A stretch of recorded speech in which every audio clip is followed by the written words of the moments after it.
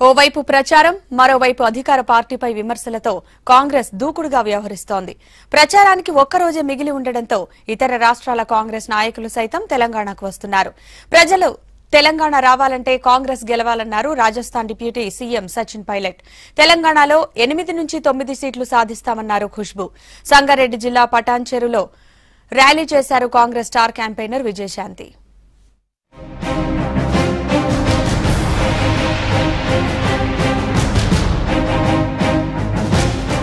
ప్రజల తెలంగాణ రావాలంటే కాంగ్రెస్ ను గెలిపించాలన్నారు రాజస్థాన్ ఉప ముఖ్యమంత్రి Sachin Pilot.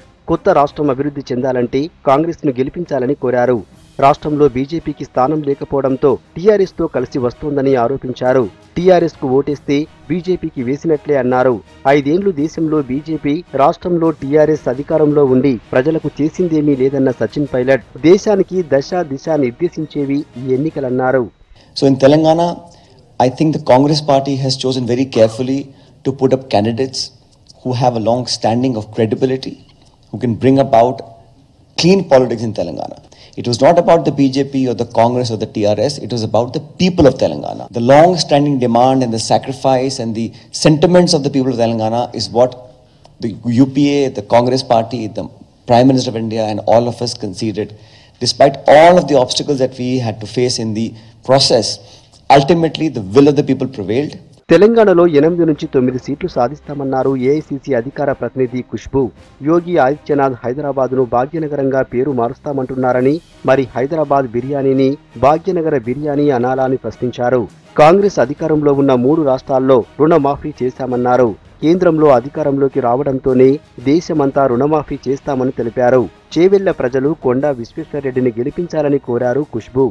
Adityanath, the Chief Minister of UP, wanted to give a new name to Hyderabad, Bhagyanagar, and I thought, oh my God, what will happen to my Hyderabadi biryani? Bhagyanagar biryani it would have been. When we were in power, and UP was in power, we have waived off 72,000 crores of farmers' loan.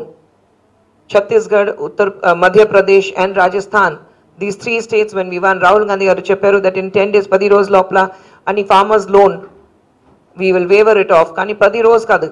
I think in 10 hours we waived off all the loans and we gave the certificates to the farmers also. So we speak only what we can deliver. There are no false promises, no false hopes, no lies, no fakeism, no jumla bazi. Congress is very straight and we just deliver. ఎలక్షన్ల టైంలోనే సీఎంకి చేవెళ్ల సమస్యలు గుర్తొస్తాయని విమర్శించారు. చేవెళ్ల కాంగ్రెస్ అభ్యర్థి కొండా Vishweshwar Reddy TRS నాయకులు 5 ఏళ్లు చేయని పనులు ఇప్పుడు చేస్తామని చెబుతున్నారన్నారు. చేవెళ్ల పార్లమెంటు నియోజకవర్గంలో ఉన్న సమస్యలన్నీ తమకు తెలుసునని చెప్పారు. తాతల కాలం నుంచి చేవెళ్లకు సేవ చేస్తున్నామన్న కొండా టీఆర్ఎస్ కు క్యాండిడేట్ లేక కరీంనగర్ నుండి అరువు తెచ్చుకున్నారని విమర్శించారు. మళ్ళీ అదే వాగ్దానాలు, నేను జియో ట్రిప్లు అని తీస్తా, నేను సాగునీరు ఇస్తా, నేను ఉద్యోగాలు ఇస్తా, ఆయననే చార్మినార్ తీసి జోగులాంలో వేసిండు. మళ్ళీ ఇప్పుడు జోగులాంలో తీసి చార్మినార్ వేస్తా అంటే ఇది ఒక నవ్వుల పాలైపోయింది.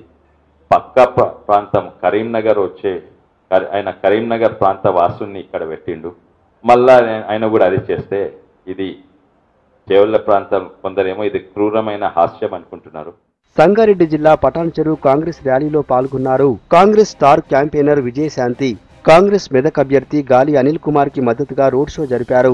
పోరాడింది ఒకరైతే పదవులు పొందుతున్నది మరొకరని విమర్శించారు. టీఆర్ఎస్ ప్రభుత్వం ప్రజల్ని అన్ని విధాలుగా మోసం చేసిందని తీవ్ర విమర్శలు చేసిన విజయశాంతి ఎన్నికలలో కేసీఆర్ కు వ్యతిరేకంగా ఓటు వేయాలని కోరారు.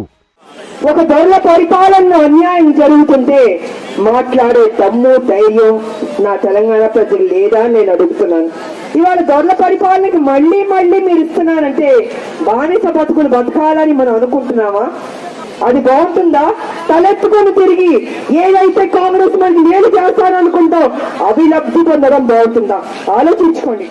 ఇక ఖమ్మం జిల్లాలో అధికార పార్టీ వేధింపులకు పాల్పడుతోందంటూ ఖమ్మం బస్టాండ్ దగ్గర ధర్నా చేశారు కాంగ్రెస్ అభ్యర్థి రేణుకా చౌదరి.